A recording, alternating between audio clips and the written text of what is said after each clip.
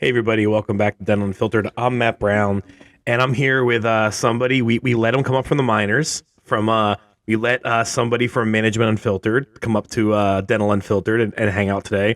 Kirk Teachout's with me from Management Unfiltered, and we're gonna talk about a few things today. One is a personal conflict me and him are having right now. Kirk's on my shit list. Another one is we both were at Yankee together at the same time. Yeah, just put it down.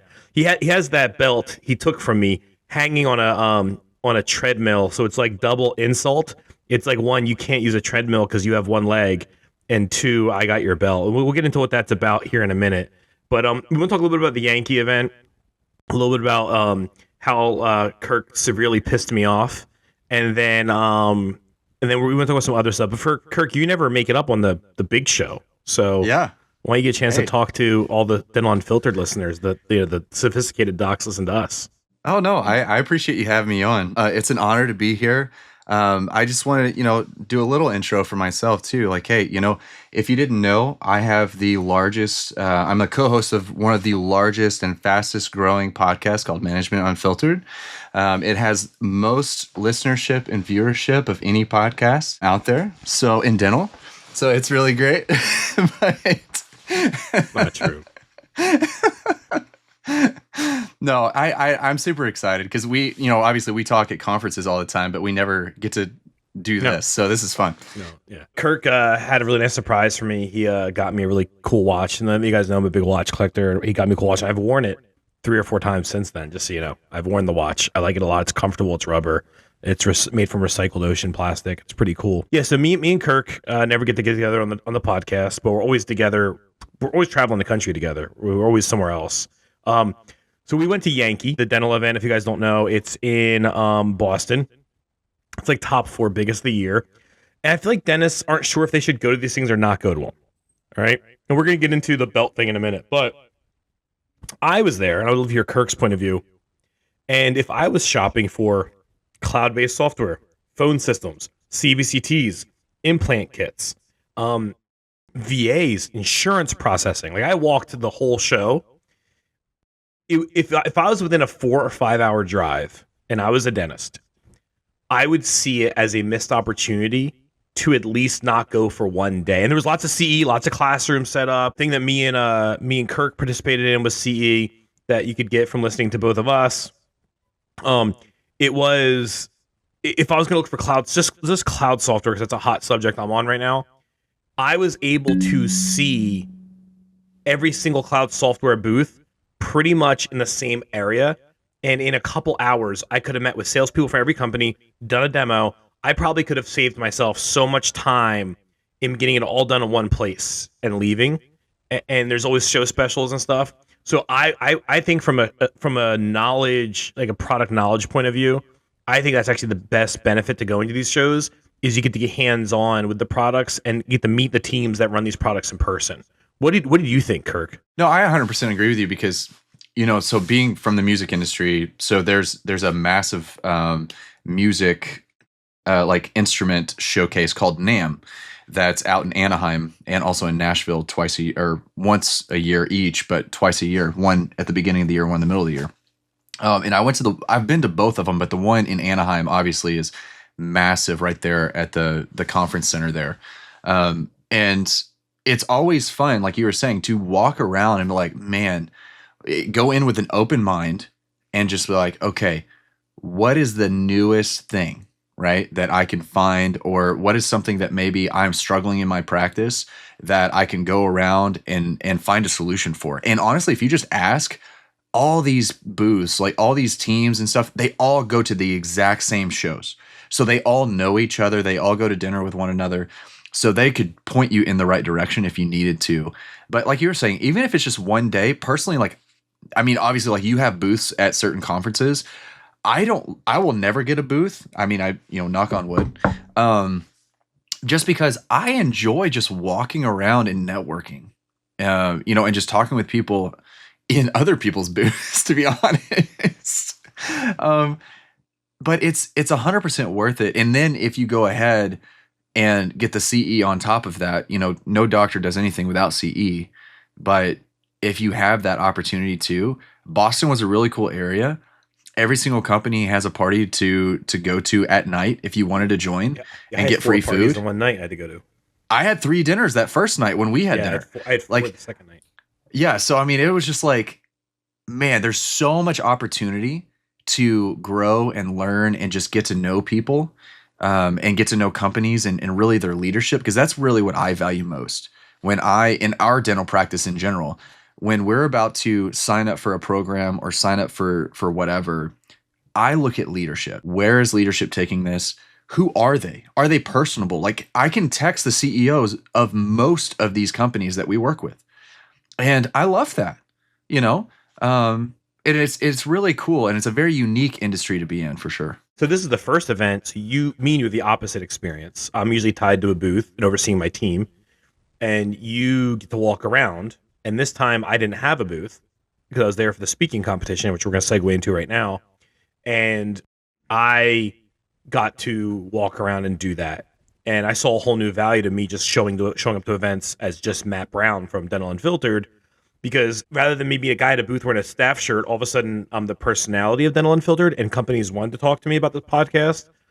I wasn't there in that capacity, and I was just walking around. I think it just like they were more aware I was there, and I think that is good. I think also like for docs who are going to go to these events, it is a chance that like these people that you listen to on podcasts and that you see on YouTube channels and that you see in the Facebook groups being really active, and you're kind of like a watcher looking in. We're there walking around, and these are people whose opinions you value on some level because you're listening to us. What I will tell you is all of us, universally, I would say, love to have docs walk up to us and say, hey, man, I want to ask you your opinion. Because one, makes us feel good that we're valued, right? And two, this is stuff that we've dedicated our lives to talking about. Like me and Kirk probably spend 80% of our brains on these subjects. If you see either one of us or anyone in our position at an event, walk up and talk to them. Like, I mean, I have people, it's kind of bizarre for me. I have people walk up and ask me for selfies, and that's kind of weird for me. Being dental famous is like being famous for finger painting. It's kind of odd. But like, I love to talk to you guys. It's weird. Like, what are you famous for? Dental what? You're a dentist? No, I'm not a dentist. I just talk about dental and people like it. I don't know. It's kind of weird. But like, I mean, this is a great opportunity to go talk to these subject matter experts. Like, forget us. Like, you'll have people like Devin Geeson at it. She flipped some practices. She's real smart. You'll have, other people, Avi was there. And Avi, he's like probably one of the best brains in clear aligners. I got to spend an hour talking to him. That was a scenario where I wanted to talk to him, right? And docs, you're going to see these people that you see on the Facebook groups and stuff, and you walk up and like, hey, Avi, I've been looking at your group. Why should I do it, or why shouldn't I? The opportunity for the human terrain is great. And also when you meet with the companies whose products you're looking at, you're meeting face-to-face with the people that are going to service you. That changes the relationship when it becomes remote. When you get remote, you remember that. So let's move on to the speaking competition. So there was a competition that I was supposed to win. All right. There, in all seriousness, I was supposed to win. It's called Dentistry's Got Talent. If you're ever a dentist or anybody and you're going to a dental event and Dentistry's Got Talent is doing an event there, it's really good to go watch because it's usually the best speakers talking about a particular themed subject. This year's subject was marketing. It was the best speakers in that realm talking in one room. It was 10 of us, and everyone there was top. Like, I knew who everyone was. We were all pretty much top of our game. I was number one, probably the most important, the most popular one in the room that should have won. And it's a speaking competition. So you speak in one round, then round two, and there's a bunch of rules. But me and Kirk met the night before, and he kept me out later than I should have been. We weren't drinking or partying, just talking at a table, but he drew out the time, made me tired, so I wasn't as sharp the next day, and he cheated. So Kurt, my perception is you stole the belt from me, and I'm a fully disabled veteran, so you're probably going to hell. What is your perception of what happened? What did you think of the speaking event? It's all joking, guys. What did you think of the speaking event? Yeah, so I love, obviously Elijah Desmond started Dentistry's Got Talent as a platform. Really good guy. Yeah, as a platform to try to get speakers into Smiles at Sea, the cruise sea, right? Which Devin bought from him, both of those companies. So Devin is awesome. We love her. And so the rules of engagement, right, are we've got a 10-minute TEDx style talk, typically it's on whatever subject matter you want to, but this time it was just specifically marketing. So to be honest, it was kind of tough to think of something outside the box that I'm like, I don't want to be saying what everybody else is saying, right? It's just like 10 people talking about marketing. It's like, there's only so many ways you can talk about marketing. So that was interesting to think about. But then also, if you make it to the final, so 3 people based off the judges, and I'll get to them here in a second, but based off the judging, 3 people get to go to the finals, and then you do a 5-minute TEDx style talk. So no PowerPoint, nothing in front of you. You just got to remember your points and go from there. So the judges are really cool because I know a lot of people who have tried it. It's like, well, what, who qualifies them as judges? I'm like, well, they're the people who have a job to go out. They were pretty good judges. They were very good judges because they have to go out because they're talent buyers for these big conferences. So their whole job is to find the right people to attract the doctors and the teams to come to these conferences. So the judges were very qualified to be able to judge this because they see what works in their conference and what doesn't. So we come in and we all go through our topics. We talk about marketing and how it impacts the world and impacts dental offices and all these things. Now, to be honest, to touch on what Matt said, I did not keep him out too late. We just have a really good time talking all the time. And we could talk about things forever. And he has such great stories, which actually intimidated me. So I've done this. This will be my 3rd time. Okay. And the first 2 times I got 2nd place, which is heartbreaking when your wife says you can't come home unless you win. And my kids, I have 4 kids, every single time they're like, did you win? I'm like, no, I got 2nd. It's not fun. But this time, obviously I won, which was great. And I got to bring home the belt and steal it from Matt. So now I get to give him flack. But it's really just trying to figure out who you are as a speaker. How can I refine things? I know me and Matt the night before, I was giving him tips and tricks based off of my experience the last 2 times. It's like, hey, the judges will give feedback to all these speakers who are coming up before you. And me and him were the last. He was the last one in the first round. So he had all of this information of what the judges were actually looking like. So when you're in this speaking competition, you've got to speak to the judges, not to the crowd. You've got to do both, but you've got to speak to what they want to hear, not what you think they want to hear.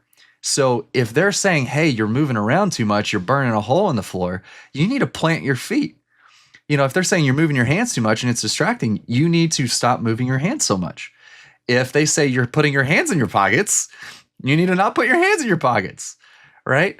So he had so much feedback to go into his talk. I thought it was great. And I was intimidated because you're such a good storyteller, which is the reason why we stayed out so late. Because we were talking. We talked to the waiter and waitress all night, about random stuff. Yeah. So it was so much fun to hear these stories. And obviously he talked about how he fell 800 feet, broke his back, all these things. And, he's able to really talk and utilize his experience in the military and use it for good in marketing and marketing practices. So to me, it was really tough. I'm like, oh man, I knew both of us made it to the finals before we made it to the finals. But I was just like, ugh, what is the finals going to look like? I knew we made it to the finals. I wasn't sure about Danielle. Not anything against Danielle. I just couldn't figure out who else was. Yeah, because again, it's based off the judges. Yeah, I had a feeling me and you both made it from their reactions and the feedback. I just wasn't sure who else made it. And the competition was stiff. It was. The competition was real stiff. It was not I was pretty cocky going into it in the video conference and stuff. I'm winning. You're all taking 2nd place. My normal self, right? And I got there and I was like, whoa, wait a minute. Everyone's dressed nice. Everyone, I know who they are for the most part. It was tough competition. It really was. And then and you have jeans and a t-shirt on. Yeah, we're the guy. Yeah, we're the least dressed people. Me and if you ever at an event and you see me or Kirk, Zach Shelley always outdresses us. He always wears a jacket. Yeah. Yeah, me and you, I could care less. I get in so much Yeah. trouble with that too. People are like, So "Why do don't you I. dress up?" And I'm like, "No, bro, it's not who I Yeah. am." You know what I mean? So yeah, so we went to the finals. It Yep. was me, Kirk, and Danielle. Danielle's awesome, and Yeah. I think I went last in the finals, right? Yes. I did. Yeah. So Yep. I went first. You went first. I went last. Danielle was in the middle. You did really good. So you did yours, Yep. and I felt like going into the finals, I felt like I was in first place. Yeah. I did. Maybe. Like the reaction from the judges, and what they said, there wasn't really any like there wasn't any like adjustment feedback for me. It was just like a review of it. I didn't get any corrections, so I felt like I was going into first place. Like in the finals, you go first. My first round talk was way better than my finals talk. I think my failure was I tried to cram a complex subject into 5 minutes. That was my failure, right? Your finals talk was awesome. It was polished. It was good. It was definitely rehearsed. I got a lot more competitive after I heard your finals talk. I realized I had to step my game up. Danielle's was good. Yours shook up my competitiveness. I don't know if you noticed, but I started pacing back and forth in the back of the room. So I have this competitive thing I do. Wrestled, fight jiu-jitsu, whatever it might be, is when I'm coming up for my match, because I'm a wrestler my whole life, I pace back and forth kind of like a line, and I get my mind right. And I couldn't get my mind right enough to get my talk about a complex subject simple in 5 minutes. So I think that was my failure. I think that's where I let you win, because if not, you wouldn't have. Yeah. I mean, and that's the thing, right? It's like, we're watching the Olympics right now with my family, and every night we're just like, oh man, everything is down to the thousandths of a second, right? We're watching like the doubles luge, and like, who even thought of doing like laying on top of each other and going down at 70 miles an hour? But it is what it is. But everybody is so close, and that's what it comes down to, is who is going to make the most micro errors to then. Yeah, I mean, that's what it is. When you're competing at that level, it's micro. Yeah, it is. It is. But it is interesting. My coach, because I have a coach just for business in general, is, he was saying the first 2 times that I did this and I got second, he was like, to be honest, like, he was kind of making me feel better, but still, he was just like, when you get on that level, that's like asking me who my favorite comedian is, or what my favorite musician is right now, or my favorite song. Is like, it's all kind of bias at the time, right? It's like getting the top 3 is incredible, right? To be able to be like, oh, even in stiff competition, I still made it to the finals, right? And that's something, actually, the year that we were at Intellicon not last year, but the year before, when they had the runner, right? Who was 7th in the world in the Olympics. It was like, I left that room energized, pun intended, right? It was like, I left that room just thinking, man, yeah, being 7th in the world is still 7th in the world, but that did, like you were saying, drive me to figure out these little micro errors that I was going through and utilizing to then use the feedback that the judges were giving, because again, it's all based off what the judges feel at the time. So I'm using that feedback to then think about, okay, can I use my hands properly? Can I simplify my message? That was the biggest thing for everybody. Marketing can be very complex. It's hard to simplify your message. That's why I went with case presentation being the ending part of marketing, because that's something I know I can simplify. Simplifying marketing being so technical is hard. Honestly, I applaud like Anissa ended exactly at 9. So the listeners, listen, this speaking competition, which I recommend you go to, not as a competitor, but as a audience member, because you get the best. You get like a smorgasbord of the best speakers in dentistry on the same stage right in front of you, one after another. And really good subjects. So you're getting the best subject matter experts you can, because they're hand selected by Devin Geeson and some other people. But Anissa, you have to end between 9 minutes and 30 seconds and 10 minutes, and you can't use a prompter like he said, or notes or anything, although someone did. And somebody ripped out paper in the middle of it. And Yeah.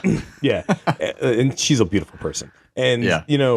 like Anissa ended at 9 minutes 59 seconds 59. Like Yeah. 9:59:59. 59. Yeah. And talk about a mic drop. And she does have a way of talking about like AI search and stuff and Yeah. making it very digestible. Yep. Whenever Anissa talks about AI search, I always like stop and listen because I always pick up something from her. Tom was great. You were great. Who's the other guy? Had the beard. Really nice guy. Also a marketer like me. He had a beard. Corey Was great too. Everyone was awesome. But yeah, it's nerve wracking because you're trying to end in that 30-second window. Yeah. If you go over by 1 second, you're disqualified. Yep. So it was definitely nerve wracking. I was not intimidated going into it until the night before. And then that morning, me and you had planned up to get up and get breakfast, and I think we both opted not to, and I stayed and practiced on my room. Yeah, I rewrote my speech. Well, I tore mine apart and rewrote it the night before. I prepped for a week. Me and Riley prepped for a week for it, and Riley walked me through it. Me and Riley probably 2 or 3 meetings, and I threw it all away the night before. And that a lot of times ends up being the best ones. Yeah, because I mean, yours obviously. I mean, you have a way of using your stories and really tying them in, and that's the same thing with me too. Is like I use my background of music to try to tie that into what we're doing, but where you really focused on marketing, I took the antithesis and said, really, marketing is a scam. It's like, you don't need a market. You just need to do better of creating referable moments. Which that was just trying to figure out a way to get around of like everybody talking about the same thing over and over and over again. But still, yeah, even with 10 people talking about marketing, everybody was so widely different, with like Anissa talking about, AI, and then you talking about case presentation and all the things you were talking about, and me talking about not marketing at all, but doing it internally more than externally. It was really neat to see different perspectives. And actually, 2 days ago, somebody got in one of the groups, like Dental Nachos or something, and was like, hey, what's a great marketing company? And I'm like, that's so vague. Like, it depends on what you're wanting. That question, we all commented on it. And like me, I did, Gary did, I think Anissa did. Yeah. There's like 4 or 5 of us in Nachos that are all really good marketers in their own respect. We're all very different, right? Right. You all do different things. Yeah, and it's really odd when someone asks the question like, well, who's a good marketing company? Well, what are you looking to do? Like, you know what I mean? Yeah. Are you doing just implants? Are you doing just Invisalign? Are you doing everything?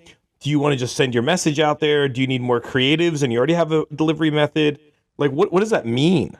Yeah. So, I mean, if now you utilize that expertise, like you were saying, and depending on where your practice is going, now, if you're sitting there as a practice owner and you're just like, oh, well, yeah, that sounds like my practice. I need to take that nugget and I need to reach out to that person because that's the kind of marketing I need.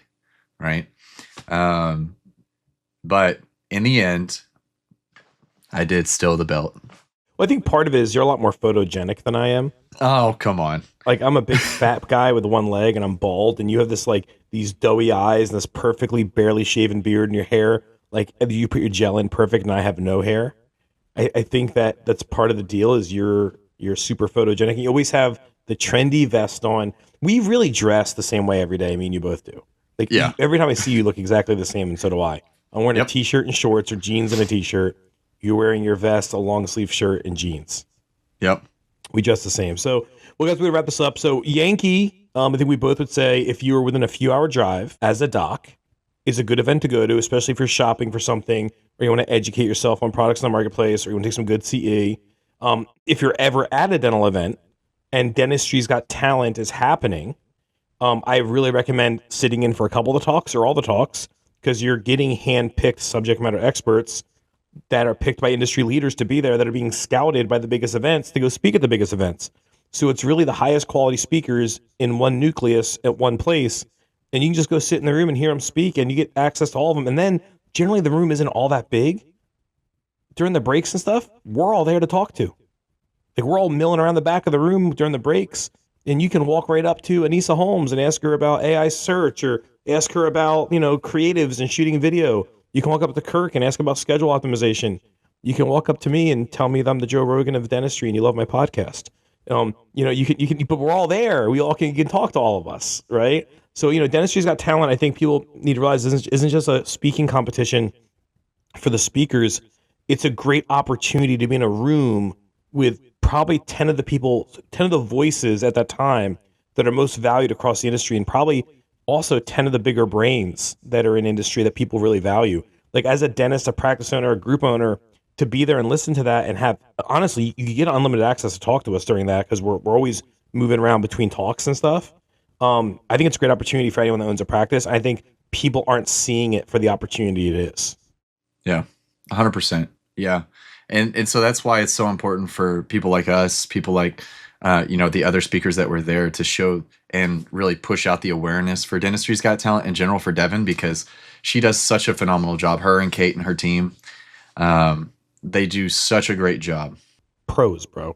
I mean, Devin Geeson is probably got more energy than I do. And lives 5 minutes down the road from you? Yeah, she lives right down the street. I had no idea. She lives right there. We're like 5 minutes apart from each other. I don't ever see her. The only time I see her, it takes me 2 airplanes to see someone who lives 5 minutes down the road from me. It's crazy. Yeah, her and Kate are just amazing professionals. And it is just a good event to go to. If you're at a dental conference and Dentistry Got Talent is going on, I recommend you go listen to it. It's really good information, and it's the highest quality information, one person after another, because it's the highest quality brains and the highest quality speakers in dentistry in one room. So, you have anything else, Chirp, before I sign us off? No, just make sure that you come talk to us if you see us roaming around, because we love it. We love enjoying talking to people and just helping. Yeah, you see any of us that are in this side of the industry, we'd love to talk to you. Just walk up and talk to us. So, hey guys, thank you so much for joining us. This is Dental Unfiltered. We don't get paid for this on any of the shows on the channel. Kirk and Zach are not compensated. No one's compensated. This channel is there for the betterment of the community. We do not have any sponsorships. So the best way you can thank us is subscribe, share, follow, leave a review. Please do one of those. If you're listening and you enjoy it, please thank us and do one of those. That'd mean a lot to us. Thank you guys so much, and have a great day.